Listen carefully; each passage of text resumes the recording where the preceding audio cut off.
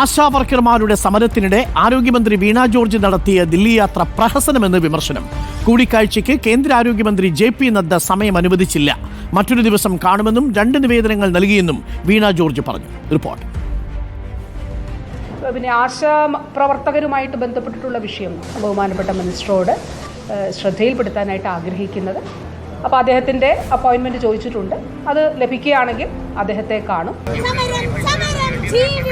നീതിക്ക് വേണ്ടി ആശാ വർക്കർമാർ തെരുവിലിറങ്ങി നടത്തുന്ന സമരം കൂടുതൽ ശക്തിപ്പെടുമ്പോഴാണ് സംസ്ഥാന ആരോഗ്യമന്ത്രി വീണ ജോർജ് ദില്ലിയിലെത്തിയത്.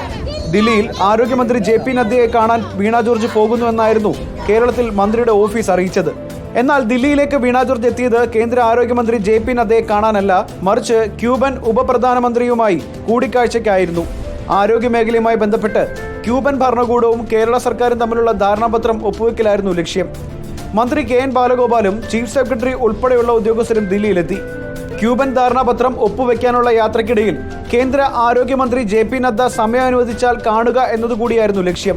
എന്നാൽ ഇതിന് അനുമതി ലഭിച്ചില്ല. അപ്പോയിൻമെൻറ്റ് കിട്ടാത്ത സാഹചര്യത്തിൽ റെപ്രസെൻറ്റേഷൻ കൊടുത്തു.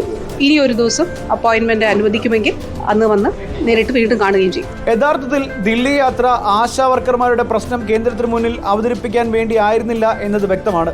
കേന്ദ്രം പണം നൽകാതെ ആശാ വർക്കർമാരുടെ വേതന വർധനവ് സംസ്ഥാനത്തെ സംബന്ധിച്ച് പ്രായോഗികമല്ല.